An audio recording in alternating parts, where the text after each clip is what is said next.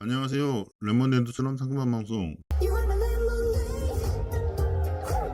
세상의 견자입니다. 오늘 다룰 이야기는 키키요원 살해사건 2부, 그 사건의 진실입니다. 1부에서 키키요원이 엘 파드르노 작전을 통해 마약 카르텔의 돈줄을 틀어지면서 엄청난 실적을 올렸는데 그 때문에 미국이 분노를 샀다고 했잖아요. 왜 미국이 키키요원에게 화가 난 걸까요? 그건 작전 과정에서 멕시코 마약 카르텔과 콘트라, CIA의 연관성이 드러났기 때문입니다. 배경 지식이 좀 필요합니다. 먼저 니카라과 콘트라 반군 지원 과정입니다. 79년 니카라과 독재자 소모사 정권이 정복되고 좌파 산디니스타 정권이 수립됩니다. 미국의 바로 아래 동네에서 좌파 정권이 수립되는 것을 보고 미국은 중남미의 공산화 도미노 현상을 막기 위해 니카라과 산디니스타 좌파 정권을 정복하려는 콘트라 반군을 지원하기로 결정합니다. 그 작전을 주도한 세력은 CIA입니다. 그러기 위해선 돈이 필요하죠.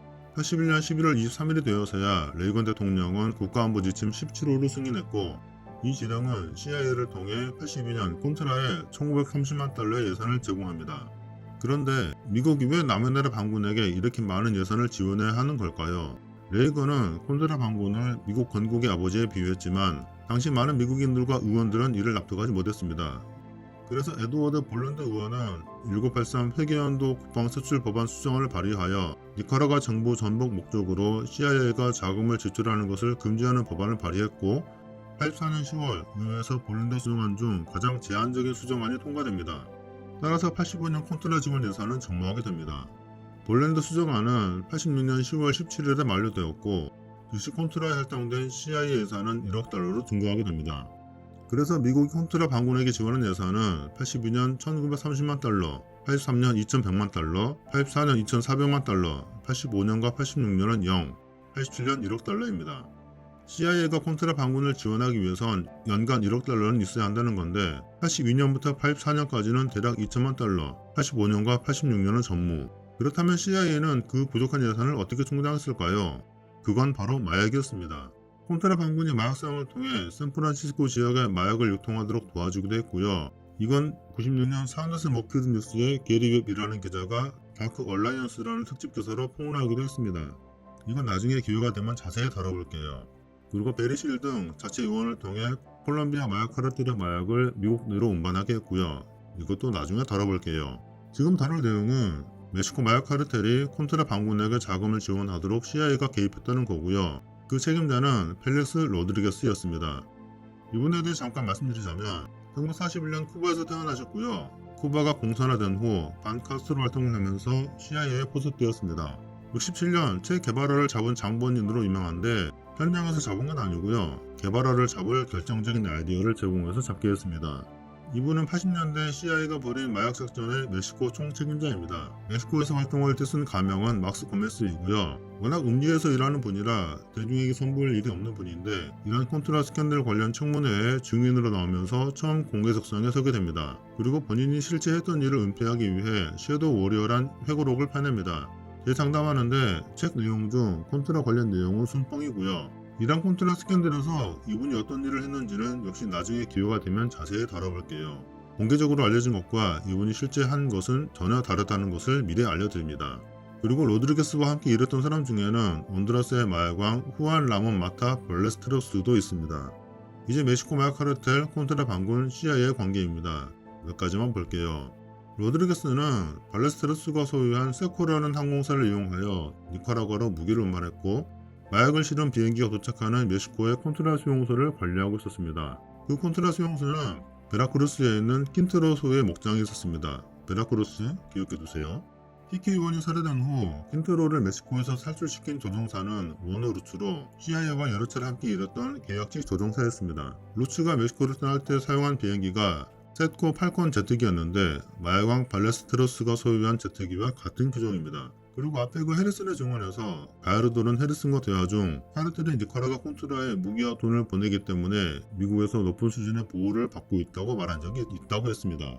레헨다 작전의 전 감독관이 90년 2월 13일자로 작성한 기밀 문서에는 헤리슨은 CIA의 전위대이자 훈련 캠프 의장이었던 DFS 대표들이 마약왕들과 직접 협력하여 멕시코를 통해 마약이 미국으로 유입될 수 있도록 운영했다고 보고했다라는 내용도 있습니다. 이 정도로 할게요. 요약하자면 CIA는 니카라과의 콘트라 반군을 지원하기 위해 멕시코 마약 카르텔의 자금을 이용했고 그 과정을 감독한 사람은 펠렉스 로드리게스이고 키키오는 엘 파드론 작전을 시행하면서 그 실체를 파악했고 그 결과 CIA의 미움을 샀다는 것입니다. 이제 마음은 좀 아프지만 사건의 재구성입니다. 키키오의 납치 및 살해 공모 회의는 84년 가을 과달라하라의 라스 아메리카 호텔에서 처음 열리고 84년 11월 말 돈 네토의 집에서 두 번째 회의가 열립니다. 그러면서 키키오의 납치에 대한 세부적인 계획이 세워집니다. 85년 2월 7일 목요일 아침 주노가 소유한 과달라하라의 대형 농장에 과달라하라 카르텔 조직원을 위해 일하던 한 무리의 총잡이들이 모입니다. 그 농장에 모인 참석자들은 다음과 같습니다.